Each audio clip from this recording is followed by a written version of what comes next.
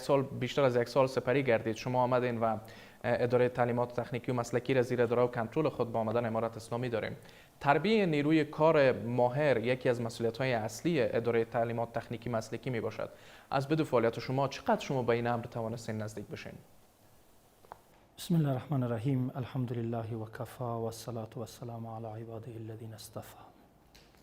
بله، چنانچه که شما در صحبت‌های مقدماتی و فعلا یادآور شدیم، اداره تعلیمات تکنیکی و مسلکی مسئولیت تربیه منابع بشری متخصص و حرفه‌ای برای بازار کار را به دوش داره و این سلسله جریان داشته از سالهای متمادی، حتی از حدود 100 سال پیش شروع بوده و تا به حال این تربیه ادامه داشته. اما متاسفانه چنانچه شما میدانید، اداره‌ای که گذشته در نظام جمهوریت وجود داشته اداره‌ای بوده مملو از فساد، نه تنها در اداره تعلیمات تکنیکی و مسلکی بلکه در همه نهادهای آموزشی ما این مشکل وجود داشته و وجود داره و ما هم کوشش کردیم کسانی که در اداره است، اولین چیزی که در اینجا وجود نداشته احساس مسئولیت و انگیزه هست.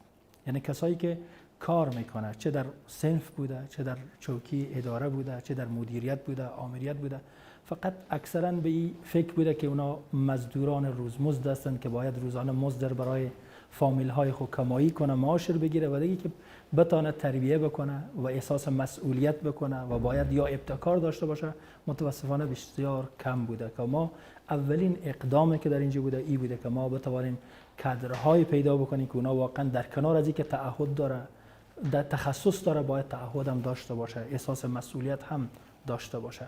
ما کوشش کردیم الحمدلله و فعلا هم جریان داره و در اکثر اینستیتوتایی که در کابل بوده من شخصا رفتم اونا از نزدیک نظارت کردیم، به خاطر که این احساس مسئولیت وجود داشته. الحمدلله کسایی که به حیث آمرین در بعضی جا مقرر شده آدمای با احساس هستند که فعلا الحمدلله کارا شروع هست و ما در تربیه افراد متخصص البته بازم ان شاء الله شاید در سوالای بعدی شما یادآور بشیم ما شروع کردیم، اما که در کجا رسید